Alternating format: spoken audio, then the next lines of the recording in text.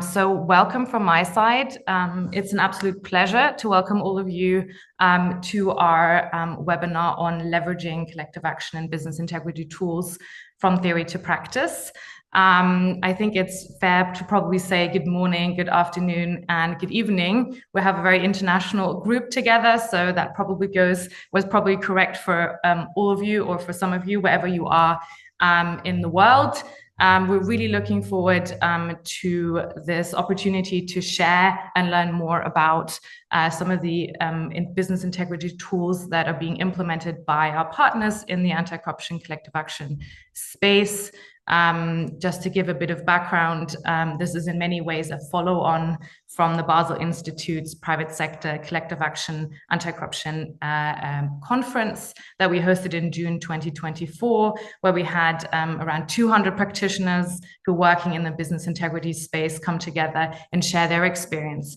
And one of the main sort of outcomes and questions there was around tools and practical tools and how we as a community working in the space can better work together to communicate these tools and to leverage them more effectively. So this is something that we decided to kind of take on and run with, and that's how this webinar came to be. And we're very excited to have a great list of speakers here who will present their business integrity tools, anything from sort of practical collective action training from our side that I will present in a minute, to sort of practical apps, as well as assessment tools, help desks, etc. All of those will be presented here. We are, of course, also extremely interested in your own perspectives. So please feel free to share and be active in the chat in terms of your own tools or specific needs or questions to the speakers. We will have a short Q&A sessions after every presentation, and then as well, of course, at the end. So without much further ado, I will kick it off from our end. It is a very special day for us because we are launching our very first interactive collective action tool that is going to focus on a sort of online training, allowing practitioners in the anti-corruption space to kind of really delve into the topic of collective action in a more sort of substantive way. So I'm just going to share my screen to delve into and present the course in a little bit more detail.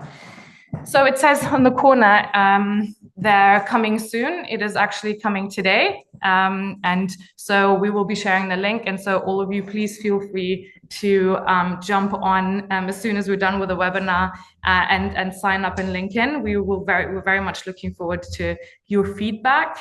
Maybe to give a little bit of a background as to how this course came about. We, of course, as the Basel Institute, get a lot of requests from organizations who are interested in the topic.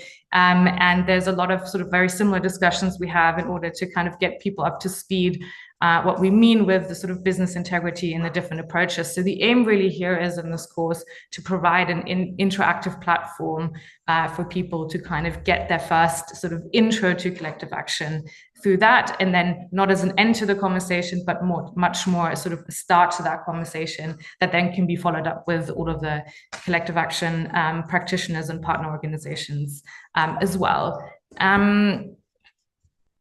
Diving a little bit into sort of the way we've approached this, we all know that collective action is very human focused. It's about the people, it's about building trust, understanding risks. So we really built this around the experience of different stakeholders, in particular Martha, who we will be introduced in the course as a CEO of a medium-sized business. And so really following the development of a collective action through her eyes, dealing with changes in the political environment, dealing with different stakeholders, the potential risks there, opportunities, identifying all of that along the way. So it's really more of a sort of practical application of the thought process and conceptualization of how to kind of go about starting your process and journey in collective action. We obviously are keeping this quite open in terms of who this course is for. It is free. It is available on our Basel Institute Learn platform for anyone really. But of course, what we had in mind is really all anti-corruption practitioners who are interested in this sort of innovative multi-stakeholder approach around business integrity. And that goes from the private sector, so looking at compliance officers in this space, auditors, risk managers, as well, of course, the government and the role of governments and sort of anti-corruption agencies, but also procurement agencies that we've been engaged with that could benefit from sort of understanding how to better engage with other stakeholders through collective action. And then, of course, civil society and international organizations as well that are focused on transparency, accountability, and anti-corruption as well. Because it is an introductory course, we're really hoping to have quite a broad audience for this as well. Now, because we all know in terms of learning, it's always better to apply things that you learn immediately. So part of this course is also really sort of trying to help participants take what they're learning in the course and apply it to their own context. And as part of that, we're using a sort of interactive collective action roadmap. So after each module, each of the 3 modules, there will be a little bit of a task to apply what they've learned to their own context. So that we're looking at, for example, identifying the issues and opportunities, the stakeholders, and then the type of collective action. And that's something that in the end, they will be able to download and use and discuss because we want to make sure that it's not just sort of something it's not just a course that it's a tick box, but you actually take something practical away from that. I want to just very, very briefly go through quickly the different modules and the kind of engagements. I talked about it being interactive, so just to give a bit of a flavor for that, in the introduction module, we're really trying to make sure that we cover the theory of collective action. We're keeping that fairly short, and then moving into identifying the sort of corruption risks and opportunities and the connection between those two things in a very practical way.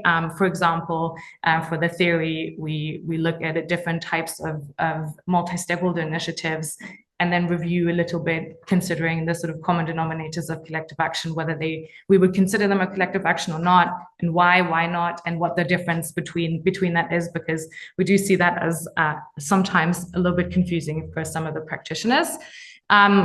Similarly, for looking to identify sort of the difference between opportunities and risks and weighing them up in the different contexts and from the different stakeholder perspectives, we're also sort of presenting that in an interactive form for the participants to identify and then take that to their own environment as well. In module 2, we're really focusing on the stakeholders that are involved in collective action, as well as also already a little bit some of the governance and funding questions, because we know these are really, really big questions that come up all the time. So we wanted to organically include them in this course as well, even if we don't necessarily have all the answers, to just get participants and practitioners thinking about these things as they develop their collective action initiative.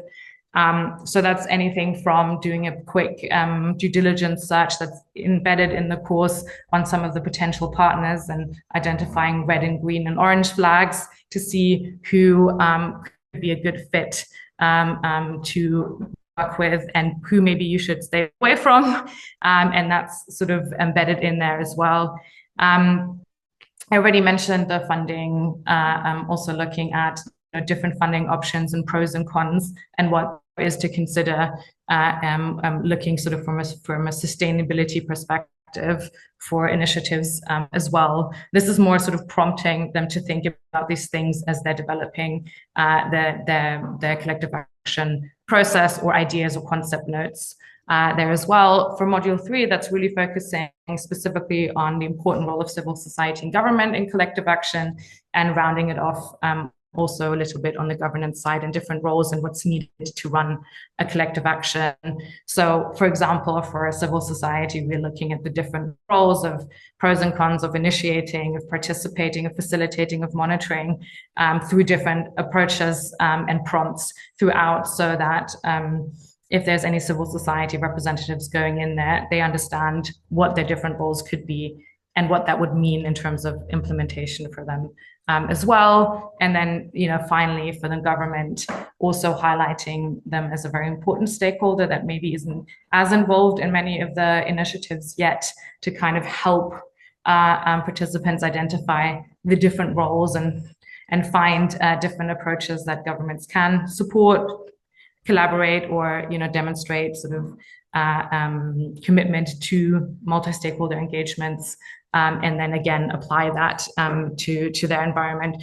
The roadmap in the end is something that again can be shared. It's also something that can be changed throughout the course. So as your ideas develop, you can also change your roadmap. As we know, for us who work in the space, things develop as you keep thinking about them, and as new parts of the course in the 3 modules will prompt maybe potential changes in approaches there too. There will also be a certificate of completion at the end. We know people like to kind of share maybe online, on LinkedIn, etc., that they've completed this. This is something that we have on our Learn platform sort of as a standard practice, but also something I think very nice for the collective action community to just have this a little bit more present in this discussion as well. I want to end the presentation with a little bit of a sort of forward-looking lens in terms of where we think or we hope this is going. From our side, of course,